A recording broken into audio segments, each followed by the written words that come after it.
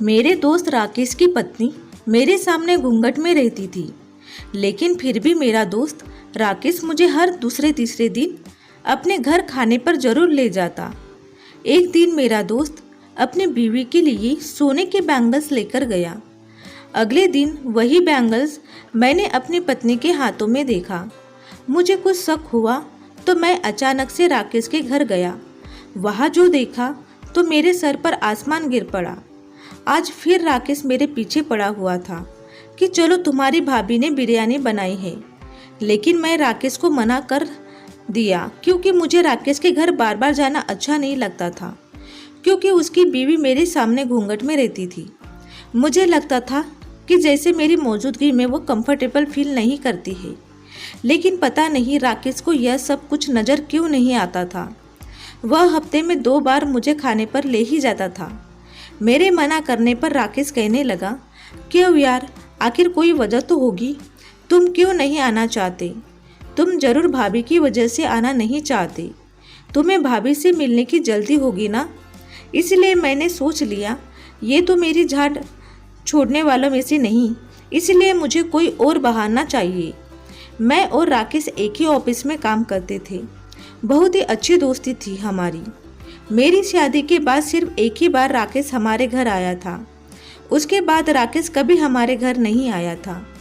राकेश की बात सुनकर मैंने सरना में हिला दिया था और कहा, नहीं यार, ऐसी बात नहीं है, असल में मेरे पिताजी की तबीयत ठीक नहीं है, उन्हीं को हॉस्पिटल लेकर जाना है, इसीलिए तुम्हारे साथ नहीं आ सकता। मेरी बात सुनकर राकेश मुझसे सहमत हो गया, कहने लगा, हाँ यार, यह बात मैं तुम्हारी मानता हूँ, यह काम तुम्हारे लिए ज़्यादा ज़रूरी है, चलो कोई बात नहीं, तुम अंकल को लेकर हॉस्पिटल जाओ, मेरे साथ फिर कभी चलना। राकेश को टालकर मैं अपने घर वापस आया तो मैं यह देखकर दंग रह गया कि घर पर मेरी बीवी स्वरा मौजूद नहीं थी। ऐसा पहले तो कभी नहीं हुआ था। हमारी शादी को 2 साल हो गए थे, लेकिन जब भी मैं ऑफिस से घर आता तो स्वरा मुझे घर पर ही मिलती थी। मैंने बाहर आकर चौकीदार से पूछा कि मेम साहब कहाँ गई है, तो कहने लगा कि साहब जी, मैडम जी अपने रूटीन के मुताबिक ही गई है, थोड़ी देर में वापस आ जाएगी। चौकीदार की बात सुनकर मैं हक्का बक्का रह गया। इसका मतलब स्वरा मेरे ऑफिस जाने के बाद कहीं बाहर जाती थी, लेकिन कहाँ, मैं यह बात समझ नहीं पा रहा था। मैंने चौकीदार से फिर पूछा, तुम्हें पता है क्या मेम साहब कहाँ जाती है? चौकीदार बोला, साहब जी, हम तो नौकर हैं, हमें क्या पता है, सब लोग कहाँ जाते हैं, कहाँ से आते हैं। जब मेम साहब आ जाए तो आप उनसे खुद ही पूछ लेना कि वह कहाँ जाती है। मेरे सर हाँ में हिला दिया और अपने कमरे में आ गया, लेकिन मेरा दिमाग बहुत ज़्यादा खराब हो चुका था। दिमाग में तरह तरह के सवाल आ रहे थे कि आखिर स्वरा कहाँ जाती है। मैं इसी उलझन में बैठा हुआ था कि तभी राकेश का फ़ोन आ गया। पूछने लगा, यार समीर, अंकल की तबीयत कैसी है? डॉक्टर से चेकअप कर लिया? डॉक्टर ने क्या कहा? राकेश की बात सुनकर मैंने कहा कि पापा ने डॉक्टर के पास जाने से मना कर दिया, तो मैं उन्हें लेकर नहीं गया, घर वापस आ गया। मेरी बात सुनकर राकेश कहने लगा, क्या यार, तुम भी कमाल करते हो, तुम तो कह रहे थे कि अंकल का चेकअप करवाना बहुत ज़्यादा ज़रूरी है। राकेश के कहने के अंदाज में हल्का हल्का गुस्सा था। उसकी बातें सुनकर मुझे भी गुस्सा आ गया। थोड़ा गुस्से से कहा, तो पापा ने जाने से मना कर दिया तो क्या पापा को कंधे पर उठाकर ले जाता? इतना कहकर मैंने फ़ोन काट दिया। अभी थोड़ी ही देर गुजरी थी कि स्वरा अंदर आई। वह बहुत ज़्यादा परेशान दिख रही थी। मुझे देखकर बोली, सॉरी, मैं तुम्हें घर पर ही नहीं मिली, तुम्हें भूख तो नहीं लगी, खाना लगाओ? मैंने स्वरा से पूछा, तुम कहाँ गई थी? तो कहने लगी कि पड़ोसन के घर गई थी, उससे मेरी अच्छी दोस्ती हो गई है। मैंने महसूस किया कि जैसे स्वरा मुझसे नज़रें चुरा रही है। मुझे यह बिल्कुल अच्छा नहीं लग रहा था कि स्वरा मुझसे नज़रें चुराकर बातें करे, लेकिन मैंने फिर इस बात को नज़रअंदाज कर दिया। स्वरा ने मेरे लिए खाने का इंतज़ाम करा। हम लोग खाना खाने बैठे कि तभी स्वरा ने मुझसे पूछा, समीर, तुम पापा को हॉस्पिटल लेकर जाने वाले थे ना, क्या हुआ? डॉक्टर ने क्या कहा?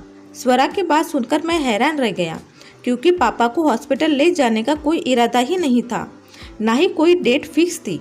यह बात तो मैंने राकेश से बचने के लिए ऑफिस में बैठे बैठे ही बना ली थी। फिर यह बात स्वरा को कैसे पता चली? मैंने स्वरा से कहा कि तुम्हें कैसे पता कि मैं पापा को हॉस्पिटल लेकर जाने वाला हूँ? मैंने तो तुम्हें पहले नहीं बताया था।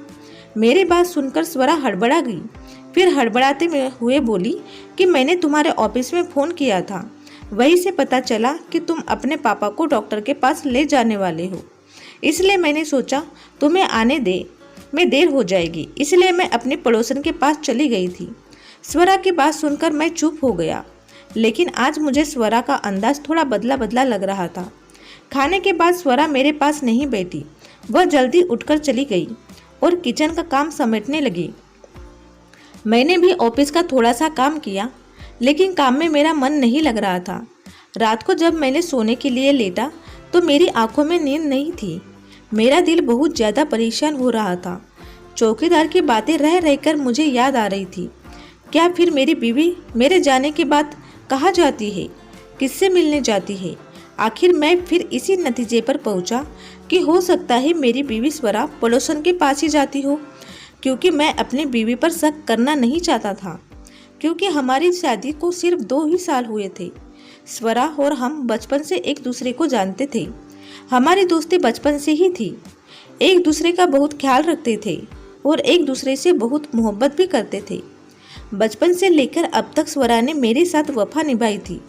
स्वरा मुझसे इतनी मोहब्बत करती थी कि मेरे बगैर सांस भी नहीं ले सकती थी। यह सोचकर मैंने अपने दिल को समझाया और सो गया। सुबह उठा, तैयार होकर ऑफिस गया तो राकेश ने मुझे आड़े हाथों लिया। नाराजगी दिखाते हुए कहने लगा, बहाना करके कल मुझसे पीछा छुड़ाकर भाग गए। पता है, मैंने स्पेशली तुम्हारे लिए बिरयानी बनवाई थी। जब तुम नहीं आए तो तुम्हारी भाभी मुझे बातें सुनाने लगी। कहने लगी कि बेकार में मुझे परेशान करते हो, इतनी मेहनत करवाते हो, तुम्हारा दोस्त तो आया ही नहीं। मैंने कहा, यार राकेश भाभी मेरे सामने घूंघट में रहती है, इसलिए मैं नहीं आया। जब मैं घर होता हूँ उन्हें अपना चेहरा छुपाकर रखना पड़ता है। उन्हें बहुत ज़्यादा तकलीफ होती होंगी, इसलिए मैं परेशान नहीं करना चाहता था। मेरी बात सुनकर राकेश बोला, अरे यार, ऐसी कोई बात नहीं है। मेरी बीवी सिर्फ तुमसे ही नहीं बल्कि मेरे भाई आता है तब उसके सामने भी घूंघट में ही रहती है। तो क्या अपने भाई को घर बुलाना बंद कर दूँ? मैंने कहा, नहीं यार, वह तुम्हारा भाई है, उसे घर बुलाना क्यों बंद करो दोगे? लेकिन मुझे अच्छा नहीं लगता कि मेरी वजह से तुम्हारी घर में लड़ाई झगड़े हो। मेरी बात सुनकर राकेश हंसने लगा। कहने लगा, अरे नहीं, मेरी बीवी ऐसी नहीं है। लगता है स्वरा भाभी को मेहमानों का आना पसंद नहीं है, इसलिए तुम ऐसा कह रहे हो। मेरी बीवी तो कहती है कि राकेश हमारे घर में जितने मेहमान आए अच्छा ही है, क्योंकि मेहमान भगवान का रूप होते हैं। जब भी मेरे घर में मेहमान आते हैं तो मेरी बीवी बहुत खुश हो जाती है और पूरे दिल से उनका स्वागत करती है। मैंने कहा, यार तुमसे बातों में कोई नहीं जीत सकता। चलो अगली बार जब भी दावत दोगे तो जरूर चलूँगा। मैंने सोचा था इस बार मैं दावत पर नहीं गया था, बहाना बना दिया था, तो हो सकता है अगली बार उसकी बीवी मुझे खुद ही ना आने दे, राकेश को मना कर दे।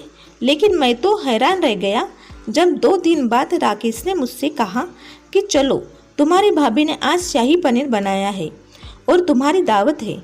मैं सुनकर हैरान हो गया और सोचने लगा कि राकेश की बीवी को कैसे पता हो जाता है कि मेरी पसंद की डिश क्या है। मेरा मन तो नहीं कर रहा था, लेकिन मना करके राकेश का दिल नहीं तोड़ना चाहता था, इसलिए मन मारकर उसके साथ चलने को तैयार हो गया। मैं राकेश के घर पहुंच गया। राकेश ने मुझे सोफे पर बैठने को कहा। सोफे पर बैठे बैठे मेरी निगाह राकेश की पत्नी पर पड़ी तो मुझे लगा जैसे वह बहुत ही ज़्यादा घबराई हुई है। हालांकि उसने अपने पूरे चेहरे को ढक कर रखा हुआ था, लेकिन फिर भी उसकी हरकतों से लग रहा था कि वह बहुत ज़्यादा नर्वस है। मैं जब भी राकेश के घर जाता अपने नज़रें नीचे रखता था, लेकिन कभी कभी जब राकेश की पत्नी बर्तन वगैरह रखने आती या कोई सामान देने आती तो उसकी हरकतों से मुझे लगता था कि वह मेरी मौजूदगी में कंफर्टेबल नहीं है। फिर थोड़ी देर में राकेश ने कहा कि खाना लग गया है, आओ खाना खा लो। हम टेबल पर खाना खाने बैठ गए। मुझे अभी साफ लग रहा था कि राकेश की पत्नी के हाथ कांप रहे हैं। जब भी वह कोई चीज रखती तो हाथों में कंपाहट साफ महसूस कर सकता था। हमने खाना शुरू कर दिया। अचानक खाना खाते खाते मुझे ध्यान आया कि स्वरा घर पर परेशान हो रही होंगी। मैंने सबसे पहले फ़ोन निकाला और राकेश से बोला, मैं तेरी भाभी को फ़ोन कर आता हूँ, वह परेशान हो रही होंगी, उसे बता दूँ कि मुझे आने में देर हो जाएगी। मेरी बात सुनकर राकेश को एकदम से खांसी आ गई। मैंने उसे पानी का गिलास दिया, तभी उसकी खांसी नहीं रुकी। थोड़ी देर बाद रिलैक्स हुआ तो बोला, क्या यार, तुम भी छोटी छोटी बातें भाभी को बताने बैठ जाते हो। भाभी को इंतजार का मजा लेने दो, इंतजार में ही तो मोहब्बत बढ़ती है। राकेश की बात सुनकर मैं हंस पड़ा। मैंने कहा, अरे नहीं यार, हम दोनों के बीच मोहब्बत तो वैसे भी बहुत है। स्वरा और मैं बचपन से ही एक दूसरे से मोहब्बत करते हैं। मेरी बात सुनकर राकेश के चेहरे पर हंसी गायब हो गई। थोड़ी देर में राकेश शांत होकर फिर से खाना खाने लग गया था। मैंने फ़ोन निकाला और स्वरा का नंबर डायल किया। मैंने उसे फ़ोन किया तो पता नहीं मुझे ऐसा क्यों लगा कि स्वरा की रिंगटोन की आवाज़ मुझे किचन से आई है, लेकिन फिर मैंने इसे अपना वहम समझा। दूसरी तरफ स्वरा फ़ोन उठा चुकी थी। मैंने पूछा, हेलो स्वरा, कहाँ हो तुम? मेरी बात सुनकर स्वरा गुस्से से बोली, और कहाँ हो सकती हूँ, घर पर ही हूँ। मैं तुम्हारा कब से इंतज़ार कर रही हूँ और तुम अब फ़ोन कर रहे हो। मैंने कहा, आई एम सॉरी यार, मैं अपने दोस्त राकेश की तरफ आया हूँ, यही खाना खा लूँगा, तुम परेशान मत होना और खाना खाकर लेट जाना। स्वरा ने कहा, ठीक है, और फिर उसने फ़ोन काट दिया। मैंने भी फ़ोन जेब में रख लिया और खाना खाने लगा। खाने से फायरिंग होकर मैं घर वापस आया, लेकिन घर के अंदर जाने से पहले किसी चाल की तरह मैंने चौकीदार से पूछा, बाबा, क्या मेम साहब आज कहीं बाहर गई थी? चौकीदार बोला, हाँ साहब गई थी, अभी 20 मिनट पहले ही वापस आई है। चौकीदार की बात सुनकर मैं हैरान था, क्योंकि अभी 1 घंटा पहले ही तो मैं स्वरा को फ़ोन किया था और उसने कहा था कि मैं घर पर ही हूँ। आखिर स्वरा मुझसे बातें क्यों छुपाने लगी थी? वह मुझसे छुपाकर कहाँ जाती थी? मेरा दिमाग फट चुका था। इसमें मैं अंदर आया और स्वरा अंदर बेडरूम में बेड पर बैठी हुई थी। मुझे देखते ही उसने गुस्से से मुंह फेर लिया। मैंने कहा, क्या बात है स्वरा, मुझसे नाराज हो? मेरी बात सुनकर कहने लगी, क्यों, क्या मुझे रूठने का भी हक नहीं है? तुम रोज रोज बहाना करके अपने दोस्त के घर चले जाते हो। मैंने कहा, कैसी बातें करती हो स्वरा, इसमें बहाने वाली क्या बात है? मैं सचमुच अपने दोस्त के घर ही गया था। मेरी बात सुनकर स्वरा कहने लगी, मुझे तो यह बहाना ही लगता है। मुझे ऐसा लगता है कि दोस्त का बहाना करके तुम मुझे धोखा दे रहे हो।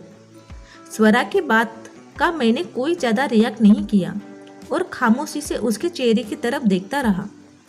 फिर बोला, स्वरा, जो इंसान जैसा होता है उसे सामने वाला भी वैसा ही लगता है।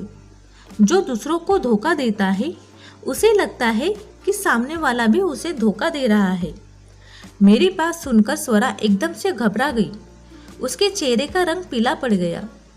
एकदम से मेरी तरफ देखने लगी। फिर मैंने कहा, क्या यार स्वरा, तुम भी इतनी जल्दी डर गई? मैं तो मजाक कर रहा था, तुम्हें मजाक भी नहीं समझ में आता?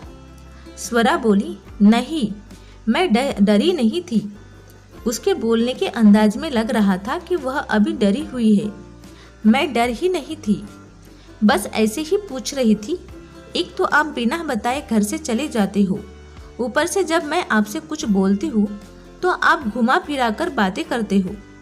और रूठे पर से बोली। मैंने स्वरा का हाथ पकड़ लिया और उसे अपने पास करते हुए कहा, स्वरा, एक बात बताओ, अगर पति घर से बिना बताए बाहर चला जाए तो यह कैसी हरकत है? स्वरा बोली, बहुत ही गलत हरकत है, ऐसा नहीं करना चाहिए। पति पत्नी का रिश्ता तो विश्वास पर कायम होता है। अगर कोई बात है तो साथ मिलकर बैठकर बात को समझना चाहिए, ना कि एक दूसरे पर धोखा देना चाहिए। मैंने दोबारा स्वरा से पूछा, यह कानून सिर्फ पति पर लागू होता है या फिर बीवी पर भी? मेरी बात सुनकर स्वरा झुंझुना गई और हाथ छुड़ाकर बाहर चली गई। पहले बोली, पता नहीं राकेश के घर से ऐसी क्या चीज खाकर आते हैं कि उनके अजीब सी बातें शुरू हो जाती है और यह अजीब सी बातें खत्म होने का नाम ही नहीं लेती। स्वरा के जाने के बाद मैं सोचने लगा, आखिर स्वरा यह सब क्यों कर रही है। जब मैंने राकेश के घर से उसे फ़ोन किया था तो वह आराम से मुझे बता भी सकती थी कि वह अपनी सहेली के घर गई है। यह जाने से पहले एक मैसेज भी कर सकती थी। मैं उसे जाने से मना करता क्या? मैं स्वरा से घुमा घुमा कर बात इसलिए कर रहा था। मैं सोच रहा था कि हो सकता है इस तरह परेशान होकर स्वरा मुझे कुछ सच्चाई बता दे, लेकिन वह तो उल्टा मुझ पर ही इल्जाम लगाकर बाहर चली गई। मैं सोचने लगा, इसका मतलब है कि स्वरा मुझे बताना नहीं चाहती कि वह कहाँ जाती है। मेरे दिमाग में अजीब अजीब से ख्याल आ रहे थे, कहीं स्वरा किसी मुसीबत में ना पड़ जाए। अपनी बीवी की हिफाजत करना मेरा फर्ज था। स्वरा कहाँ जाती है इस बात का पता मुझे लगाना ही पड़ेगा। यह सोचकर मैंने एक फैसला कर लिया और उस काम के लिए मुझे चौकीदार की मदद की जरूरत थी। सुबह ऑफिस जाते वक्त मैंने चौकीदार को इशारा करके घर से बाहर बुलाया था। फिर मैंने उससे पूछा, बाबा, मेम साहब कब घर से बाहर निकलती है? तो चौकीदार बोला कि साहब आपके ऑफिस जाने के बाद थोड़ी देर पहले ही निकल जाती है और भगवान की करनी कुछ ऐसी होती है कि आप जब घर लौट वापस आते हैं और आपके आने के कुछ देर पहले ही मेम साहब घर पहुंच जाती है। चौकीदार का शुक्रिया अदा करके मैं गाड़ी में बैठ गया और ऑफिस के लिए निकल गया। रास्ते में मैं सोच रहा था कि चौकीदार की बातों से तो यही लगता है कि स्वरा को पहले ही पता होता है कि मैं आज राकेश के घर जाने वाला हूँ। अब सोचने वाली बात यह थी कि जब मैं स्वरा को नहीं बताता कि मैं राकेश के घर जा रहा हूँ तो मुझसे पहले ही स्वरा को कौन बताता है? मेरे रूटीन की खबर स्वरा को कौन देता है? वैसे तो मुझे स्वरा पर पूरा भरोसा था, लेकिन अब मेरा विश्वास थोड़ा थोड़ा स्वरा से टूटने लगा था। दिमाग कहता कि स्वरा मेरे साथ धोखा कर ही नहीं सकती, लेकिन अब दिमाग कहता है कि स्वरा मेरे साथ धोखा कर रही है। लेकिन दिल इस बात को मानने से इनकार करता था। दिल कहता कि स्वरा कभी मुझे धोखा नहीं दे सकती। मैं ऑफिस में बैठे मेरा सर घूम रहा था, परेशान सा काम में लगा रहता, कोई काम ढंग से नहीं कर पाता। मेरी परेशानी को राकेश ने भांप लिया था।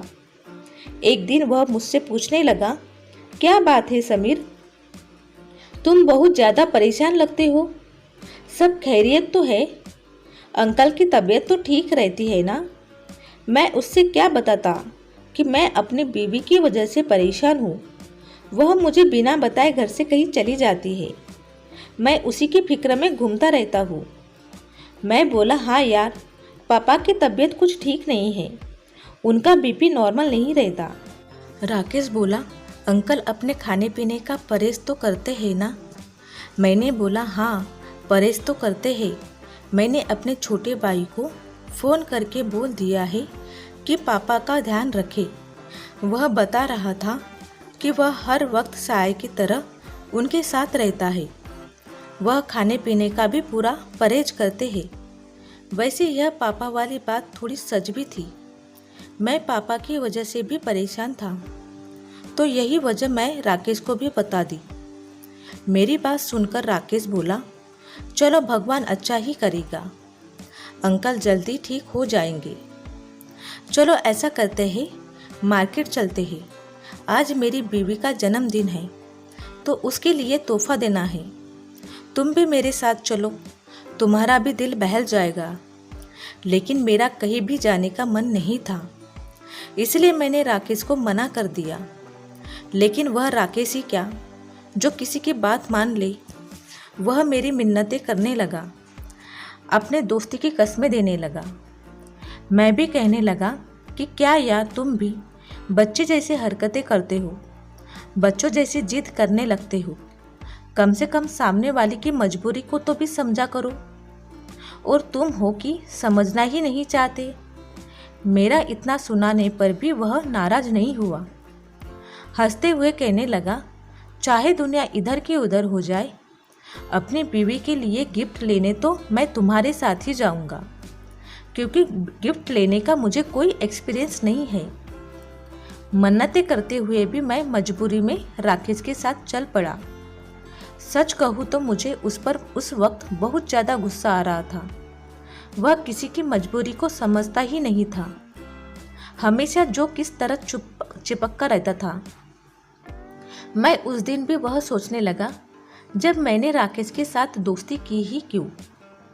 अजीब इंसान था, किसी की दुख तकलीफ से उसे कोई मतलब ही नहीं था। वह चाहता था कि बस उसी की ही मर्जी चले। ऐसी बात नहीं थी कि ऑफिस में सिर्फ मेरे ही साथ उसकी दोस्ती थी, औरों के साथ ही उसकी दोस्ती थी। लेकिन हमेशा कहीं भी जाना चाहता हो, वह मुझे ही घसीट कर ले जाता। मैं मन मारकर उसके साथ मार्केट चला गया। बहुत देर इधर उधर घूमने के बाद भी उसे कुछ पसंद नहीं आ रहा था। सामने ही एक ज्वेलरी की शॉप थी।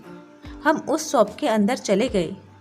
राकेश कहने लगा, मैं तुम्हारी भाभी को सोने के बैंगल्स गिफ्ट करना चाहता हूँ, तो मेरी मदद करो ना, कि किस डिज़ाइन, कौन सी डिज़ाइन पसंद करूँ। मैं भी घर जल्दी जाना चाहता था, उसे छुटकारा पाना चाहता था, इसलिए मैं उसकी मदद करने लगा। थोड़ी देर में मेरी नज़र एक बहुत ही खूबसूरत से बैंगल्स पर पड़ी। बहुत ही अच्छा यूनिक डिज़ाइन था, मेरे मन को भी भा गया। मैंने कहा, यह वाली बैंगल्स ले लो, भाभी को बहुत पसंद आएगी। राकेश ने बैंगल्स देखी और बोला, हाँ यार, बैंगल्स तो बहुत ही अच्छी है, तुम्हारी पसंद की दाद देनी पड़ेगी। फिर उसने वह बैंगल्स पैक करा ली। हम घर वापस आ गए। आज स्वरा मुझे घर पर ही मिली। वह मुझे देखकर खुश हो गई। मुझे देखते ही उसने मुझे पानी का ग्लास दिया। पानी पीकर मैं सोफे पर बैठ गया। वह भी मेरे पास आकर सोफे पर बैठ गई और मुझसे बातें करने लगी। लेकिन मैं इतना ज़्यादा परेशान था कि कुछ दिनों से मैं खुश होना भी भूल गया था। मैं उसके बातों का बस हो हाँ में ही जवाब दे रहा था। थोड़ी देर बाद इधर उधर की बातें करने के बाद स्वरा बोली, समीर, राकेश के साथ तुम्हारी दोस्ती कैसी और कब हुई। स्वरा की बात सुनकर मैं थोड़ा चौंक गया। मैंने ध्यान दिया कि स्वरा आजकल राकेश की बातें कुछ ज़्यादा ही करने लगी थी। बात कहीं की भी हो रही हो, वह घुमा फिराकर राकेश को बीच में ले आती थी और उसी की बातें करने लगती थी। मुझे थोड़ा अजीब लगता था कि वह राकेश में इतने दिलचस्पी क्यों दिखाती है। उसने पूछा तो मैंने उसे बताना शुरू किया कि शादी के 1.5 साल बाद ही मेरी और राकेश की दोस्ती हो गई थी। ऑफिस में कई और भी उसके दोस्त हैं, लेकिन जब से उसकी दोस्ती मेरे साथ हुई है, उसने सबको पीछे छोड़ दिया है। वह हर वक्त मेरे पीछे ही पड़ा रहता है। कहीं भी जाना हो, मुझे ही घसीट कर साथ में ले जाता है। मेरे साथ जो की तरह चिपकता रहता है। मुझे अपने घर दावत पर बुलाता है। हालांकि उसकी बीवी मेरे सामने घूंघट में रहती है, तो मुझे उसके घर जाना अच्छा नहीं लगता, लेकिन वह ज़बरदस्ती मुझे अपने घर ले जाता है। अजीब इंसान है। मैं तो उसकी दोस्ती से तंग आ गया हूँ। मेरी बात सुनकर स्वरा बोली, किसी की मोहब्बत का यूं मजाक नहीं उड़ाते। पाक और सच्ची मोहब्बत तो भगवान की कृपा से मिलती है। फिर अचानक स्वरा ने मेरा हाथ पकड़कर बोला, समीर, एक बात पूछूं? अगर राकेश तुम्हें धोखा दे तो तुम्हें कैसे लगेगा? क्या तुम राकेश को कभी माफ कर पाओगे? स्वरा की बात सुनकर मेरे कान खड़े हो गए। मैंने कहा, कैसा धोखा? बिजनेस के मामले में या फिर निजी मामले में? स्वरा बोली, निजी मामले में। निजी मामले से क्या मतलब है? मैंने स्वरा का चेहरा देखा। स्वरा फिर बोली, निजी मामले से मतलब कोई चीज़ जो तुम्हें बहुत ज़्यादा प्यारी हो, वह राकेश ले जाए, तुम्हारे हक पर डाका डाले, तो तुम्हें कैसा लगेगा? स्वरा की बात सुनकर मेरे सर में हथौड़े पड़ने लगे। मेरा सर चकराने लगा। स्वरा और राकेश के कई सारे पजल थे जो आपस में मिल रहे थे। मैंने स्वरा से कहा, स्वरा, जो मेरी प्यारी चीज़ होगी, अगर वह मुझसे प्यार करती होगी तो कभी भी मुझे छोड़कर राकेश के पास नहीं जाएगी। मेरी बात सुनकर स्वरा बोली, नहीं समीर, फिर भी मुझे बताओ, अगर तुम्हारी कोई प्यारी चीज़ है जो राकेश के पास चले जाए तो तुम क्या करोगे? राकेश के साथ दोस्ती तोड़ दोगे या फिर उसे नुकसान पहुंचाने की कोशिश करोगे? स्वरा की बात सुनकर मैं चकरा गया। मैंने स्वरा को डांटते हुए कहा कि क्या बेकार की बातें लेकर बैठ गई हो? मेरी बातें सुनकर स्वरा थोड़ी उदास हो गई थी, लेकिन मेरी बातें सुनकर और मेरा गुस्सा देखकर वह किचन में चली गई। स्वरा के जाने के बाद सोच विचार में गुम हो गया। मैं चाहता था कि यह सारा मामला खुलकर सामने आ जाए। मैं सारे राज को सामने जाने के लिए और बेचैन होने लगा। रात से पर्दा उठाकर ही रहूँगा। अपने मन ही मन में मैं सोचने लगा, और अगर पर्दा उठाने के लिए मुझे स्वरा पर सख्ती करना पड़े तो उसे करने से भी मैं बाज नहीं आऊँगा। लेकिन कुदरत ने यह मौका मुझे अगले दिन ही दिया था। अगले दिन जब मैं ऑफिस से घर आया तो स्वरा वही बैंगल्स पहने घर में घूम रही थी जो बैंगल्स उस दिन राकेश मेरे साथ मार्केट से लेकर आया था। स्वरा के हाथों में वह बैंगल्स देखकर मैं चकरा गया। नॉर्मल सी बातें करते हुए मैंने स्वरा से पूछा, स्वरा, यह बैंगल्स तो तुम्हारे हाथों में बहुत अच्छी लग रही है, कहाँ से खरीदी? मैंने बस बहुत सी शरीफ से पूछा जिससे उसे शक न हो। मेरी बात सुनकर वह मुस्कुरा दी और कहने लगी, जब तुम ऑफिस चले जाते हो तो मैं अपने उसी दोस्त के घर जाती हूँ जिसके बारे में मैंने तुम्हें उस दिन तुम्हें बताया था। यह बैंगल्स मेरे उसी दोस्त ने गिफ्ट की है। मैंने हाँ में सिर हिला दिया और अपने प्लान के बारे में सोचने लगा कि अब आगे मुझे क्या करना है। अगले दिन मैं ऑफिस गया तो मैंने राकेश से कहा, राकेश, मैं तुम्हारे घर खाने पर आऊँगा। राकेश खुश हो गया और उसने अपनी बीवी को फ़ोन कर दिया कि कुछ अच्छा सा बनाकर रखना। छुट्टी होने से आधा घंटा पहले मैं राकेश से छुपकर राकेश के घर की तरफ चला। राकेश के घर पहुंचकर मैंने अचानक से दरवाज़ा खोल दिया और सामने का मंजर देखकर मेरे पहले तुरंत से ज़मीन ही सरक गई, क्योंकि मेरे सामने ही सोफे पर मेरी बीवी स्वरा बैठी हुई थी। स्वरा मुझे देखकर थर-थर काँपने लगी और मेरा गुस्से से बुरा हाल था।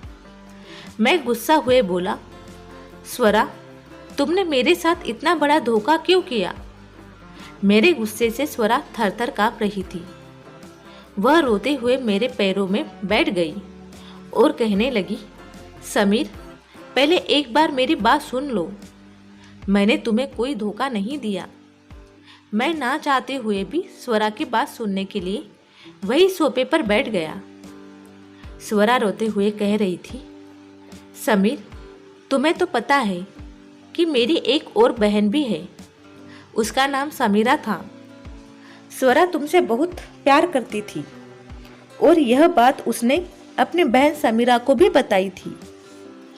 लेकिन पता नहीं क्यों समीरा को कुछ दिनों से ही एहसास होने लगा था कि स्वरा अब कुछ बातें उससे छुपाने लगी है। समीरा ने उससे पूछा भी, लेकिन उसने टाल दिया।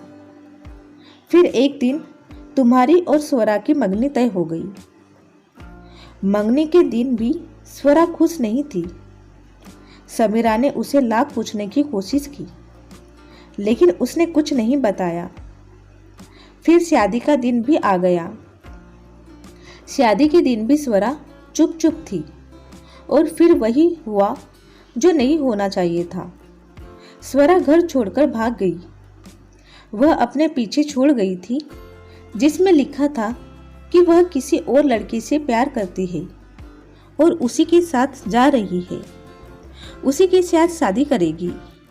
मेरे माँ बाप समीरा के पास गए और कहने लगे, बेटा अब तुम ही हमारी इज्जत बचा सकती हो। तुम स्वरा बनकर मंडप पर बैठ जाओ और समीर के साथ शादी कर लो। और इस तरह अपने माँ बाप की इज्जत को बचाने के लिए मुझे समीरा से स्वरा बनकर तुमसे शादी करनी पड़ी। मैं अपने माँ बाप से बहुत प्यार करती थी और उनकी इज्जत को उछलता हुआ नहीं देख सकती थी, इसलिए मुझे समीरा से स्वरा बनना पड़ा। बाद में मेरे माँ बाप ने सबको यह कह दिया कि समीरा की हार्ट अटैक में आने की वजह से मौत हो गई। मेरी कोई गलती नहीं थी, लेकिन फिर भी मुझे मार दिया गया, सिर्फ अपनी इज्जत बचाने के लिए। समीर, जिसे तुम अपनी स्वरा समझते हो, वह तुम्हारी स्वरा नहीं, बल्कि वह समीरा है।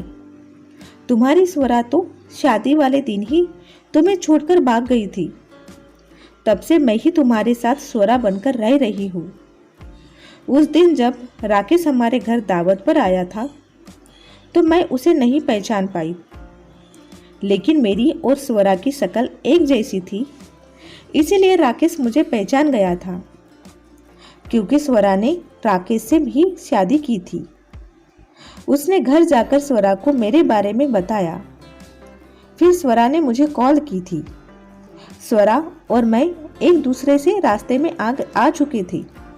हम दोनों बहनें आपस में बातें कर लेते थे, इसलिए राकेश तुम्हें जबरदस्ती खाने के लिए बुलाता था, जिससे कि हम दोनों बहनें आपस में मिल सके। तुम लोग बाहर खाना खा रहे होते थे, तब तक मैं स्वरा से मिल लेती थी। उसके कमरे में बैठी उससे बातें करती थी। तुम्हारे जाने से पहले ही मैं भी निकल लेती थी और तब तक घर पहुंच जाती थी। मैं आपके ऑफिस से टाइम पर कभी भी घर से बाहर नहीं निकलती थी, क्योंकि अगर आप मेरे पीछे से घर आ जाते तो आप मुझ पर शक करते, और फिर मैं आपको क्या जवाब देती। जब आपको राकेश के घर जाना होता तभी स्वरा मुझे कॉल कर देती थी और मुझे अपना घर बुला लेती थी। फिर मैं स्वरा के घर चली जाती थी। उधर राकेश आपको घर ले आता था।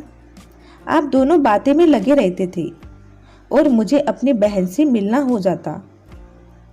इतनी ही देर में स्वरा भी एक कमरे से निकलकर आ गई। वह रोती हुई मेरे सामने बैठ गई और कहने लगी, प्लीज समीर, मुझे माफ कर दो। मुझे राकेश से मोहब्बत हो गई थी, इसलिए मैं उस दिन घर से भाग गई थी और तुम्हारे साथ शादी नहीं कर सकी थी। अगर मैं राकेश से मोहब्बत करते हुए भी तुम्हारे साथ शादी कर लेती तो तुम्हारे साथ बहुत बड़ा धोखा होता। मोहब्बत तो राकेश से करती और रहती तुम्हारे साथ। मुझे यह बिल्कुल भी गवारा नहीं था, इसलिए मैं उस दिन घर से भागकर राकेश के पास आई। समीरा के रूप में तुम्हें बहुत अच्छी बीवी मिली है। प्लीज मेरे किए की सजा उसे मत देना। मैंने समीरा का हाथ पकड़ा और उसे घर ले आया। मैंने स्वरा से और राकेश से बातचीत बंद कर दिया था। मैं उन लोगों से अब नाराज हूँ। उन लोगों ने मुझे धोखे में रखा है। मैं समीरा से नाराज नहीं हूँ, क्योंकि उसके साथ तो वैसे भी गलत ही हुआ था। समीरा मुझे हर वक्त समझाती थी कि स्वरा और राकेश को माफ कर दो और उनसे सुलह कर लो, लेकिन मैं अब तक उस स्वरा को और राकेश को माफ नहीं करा और ना ही उनसे कोई बातचीत की। स्वरा मुझे कॉल करती और राकेश भी मुझे कॉल करता था। ऑफिस में भी मुलाकात होती है तो मैं उससे बचकर निकलता हूँ। अब आप लोग ही बताइए, क्या मुझे स्वरा और राकेश को माफ़ कर देना चाहिए? क्या मुझे उनसे बातचीत शुरू कर देना चाहिए? जो स्वरा और राकेश ने मेरे साथ किया वह सही किया या गलत? आप अपनी राय कमेंट बॉक्स में मुझे ज़रूर बताइए। और आपको ये स्टोरी अच्छी लगी तो प्लीज़ लाइक करना ना भूलें और चैनल पे नए हो तो सब्सक्राइब करना भी ना भूलें। और ऐसे ही अच्छी स्टोरीज देखने के लिए हमारे चैनल को विजिट देते रहिए। तो चलिए मिलते हैं अब ऐसे ही नई स्टोरी के साथ। तब तक के लिए बाय बाय।